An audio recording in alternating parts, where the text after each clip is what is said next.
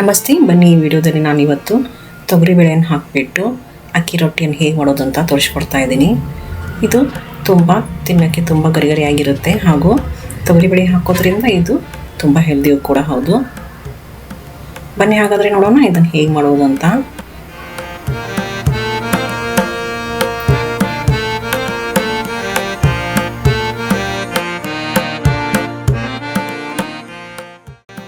ಇದಕ್ಕಾಗಿ ತಗೊಳ್ತಾ ಇದ್ದೀನಿ ನಾನಿನ್ನು ಸುಮಾರು 1 ಕಪ್ಪಷ್ಟು ಅಕ್ಕಿ ಹಿಟ್ಟು, ಇದಕ್ಕೆ 1/4 ಕಪ್ಪಷ್ಟು ಕಡಲೆಬೇಳೆ ಹಿಟ್ಟು, ಸ್ವಲ್ಪ ಕೊತ್ತಂಬರಿ ಸೊಪ್ಪು, ಸ್ವಲ್ಪ ಈರುಳ್ಳಿ ಸಣ್ಣ ಹೆಚ್ಚಿರೋದು, ಗಜ್ರಿ ತುರಿದಿರೋದು, ಕರಿಬೇವು ಸೊಪ್ಪು ಹಾಗೂ ನಾನಿಲ್ಲಿ ಸುಮಾರು 1/2 ಕಪ್ಪಷ್ಟು ತೊಗರಿಬೇಳೆಯನ್ನು 2 ಗಂಟೆವರೆಗೂ ನೆನೆ ಹಾಕಿದ್ದೆ.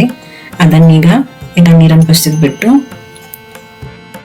ಅದ್ರ ಜೊತೆಗೆ ಸ್ವಲ್ಪ ಜೀರಿಗೆ, ಸ್ವಲ್ಪ ಕೊತ್ತಂಬರಿ ಬೀಜ, ಸ್ವಲ್ಪ ಹುಣಸೆ ಹಣ್ಣು ಹಾಗೂ ಖಾರಕ್ಕೆ ತಕ್ಕಂತ ಹಸಿಮೆಣಸಿನಕಾಯಿ, ಸ್ವಲ್ಪ ಹಸಿ ತೆಂಗಿನಕಾಯಿಯನ್ನು ಹಾಕೊಂಡು ಇದನ್ನ ನುಣ್ಣಗೆ ಪೇಸ್ಟ್ ಮಾಡ್ಕೊಂಡು ಆ ಹಿಟ್ಟಿಗೆ ಹಾಕೊಳ್ಳಿ. ಆಮೇಲೆ ರುಚಿಗೆ ತಕ್ಕಷ್ಟು ಉಪ್ಪನ್ನು ಹಾಕೊಂಡು ಇದನ್ನ ಒಂದ್ಸರ್ತಿ ಕಲಿಸ್ಕೊಂಡ್ಬಿಡಿ.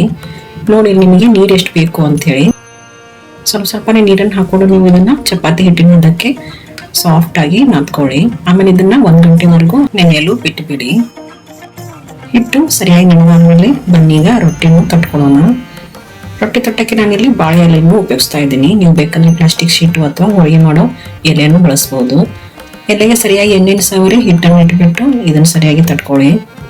ಆಮೇಲೆ ಕಾದಿರೋ ಹೆಂಚಿಗೆ ಸ್ವಲ್ಪ ಎಣ್ಣೆನ ಸವರಿ ನಾವು ತಟ್ಟಿರುವ ರೊಟ್ಟಿಯನ್ನು ಹಾಕಿಬಿಟ್ಟು ಮೇಲಿಂದ ಸ್ವಲ್ಪ ಎಣ್ಣೆಯನ್ನು ಸವರಿ ಇದನ್ನ ಗರಿಗರಿಯಾಗಿ ಬೇಯಿಸ್ಕೊಳ್ಳಿ.